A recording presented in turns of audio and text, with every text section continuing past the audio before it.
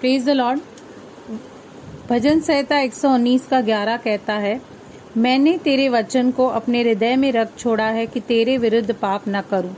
अब इस वचन का एग्जैक्टली मतलब क्या है कि दाऊद राजा क्यों ये कहता है कि मैंने प्रभु के वचन को अपने हृदय में रख छोड़ा है ताकि उसके विरुद्ध मैं पाप न करूं, और अपने हृदय में रखने का क्या क्या मतलब है, आज हम इसको डिकोड करने की कोशिश करेंगे। जिस तरह से याकूब 1:22 कहता है कि वचन पर चलने वालों बनो, वचन को सुनने वाले न बनो, क्योंकि सुनने वाले केवल अपने आप को धोखा देते हैं।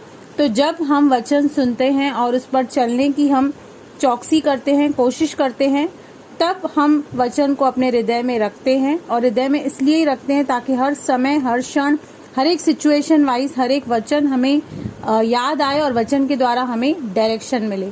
दूसरी बात है कि हम जब प्रभु का वचन अपने हृदय में रखते हैं तो हम उस रीति से परमेश्वर को खोजते हैं, क्योंकि मत्ती 6:33 कहता है कि पहले तुम उसके राज्य और उसके धर्म की खोज करो, बाकी सब वस्तुएं तुम्हें मिल जाएंगी।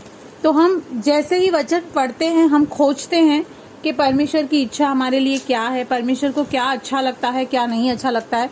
तो इस रीति से भी हम परमेश्वर के वचन को अपने हृदय में रखते हैं और परमेश्वर के विरुद्ध पाप करने से भी हम बच जाते हैं। तीसरी बात है, जब हम परमेश्वर के वचन को अपने हृदय में रखते हैं तो पवित्र आत्मा भी हमारी मदद करती है, सहायता करता है, हमें हर एक बात सिखाता है और हमें सिमरन दिलाता है। अगर हम उसको अपने हृदय में स्टोर ही नहीं करेंगे तो वो हमें पवित्र आत्मा कैसे इस बात का सिमरन दिलाएगी, वचन का कैसे सिमरन हमें दिला सकता है। हम पढ़ते हैं यूहन्ना 14:26 जो कि कहता है, परंतु सहायक अर्थात पवित्र आत्मा जिसे पिता मेरे नाम से भेजेगा वह तुम्हें सब बातें सिखाएगा और जो कुछ मैंने तुम्हें कहा है वह सब तुम्हें सिमरन कराएगा। तो वो हमें रिमाइंड यानी कि सिमरन तभी ही करा सकता है जब हमने ऑलरेडी उस वचन को अपने हृदय में स्टोर किया है।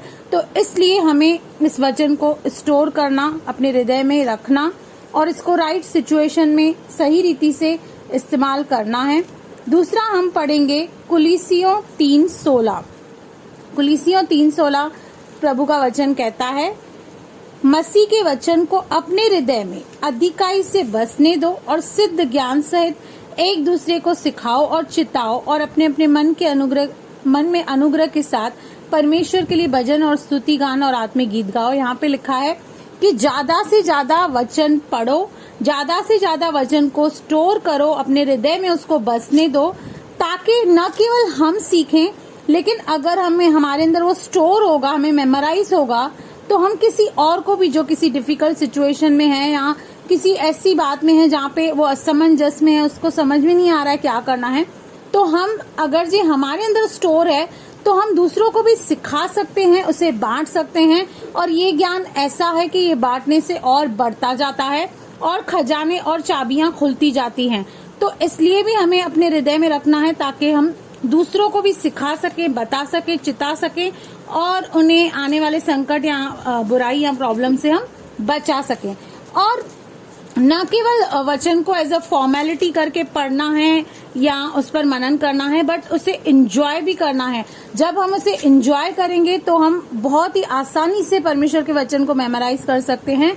यहाँ पर दाऊद राजा भजन संहिता 19:8 कहता है कि यहोवा के जो उपदेश यानी कि वचन है वो सिद्ध है, हृदय को आनंदित कर देते हैं। कई बार हमारा मन उदास हो जाता है, दुखी हो जाता है, कुछ बातों की वजह से, कुछ चीजों की वजह से, कुछ परिस्थितियों की वजह से, पर जब हम परमेश्वर के वचन को अपने हृदय में रखते हैं तो वो हमारे उस हृदय को आनंदित रखता है, आनंदित करता है।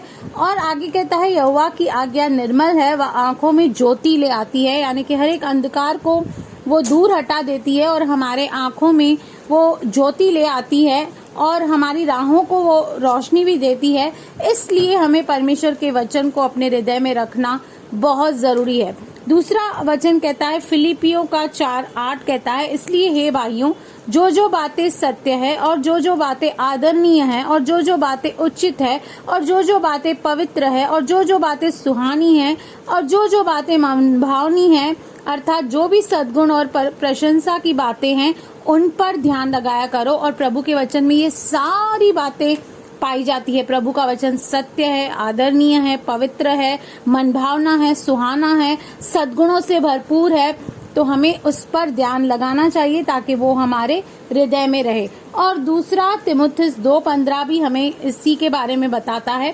दूसरा तीमुथियुस 2:15 कहता है, अपने आप को परमेश्वर का ग्रहण योग्य और ऐसा काम करने वाला ठहराने का प्रयत्न करो जो लज्जित होने न पाए और जो सत्य के वचन को ठीक रीति से काम में लाता हो। अब सत्य का वचन हमने सुना, सत्य का वचन हमने समझा, सत्य के वचन को अपने हृदय में रखा, हमने मेडिटेट किया, उसको एंजॉय किया प्रभु को, और हमने खोजा।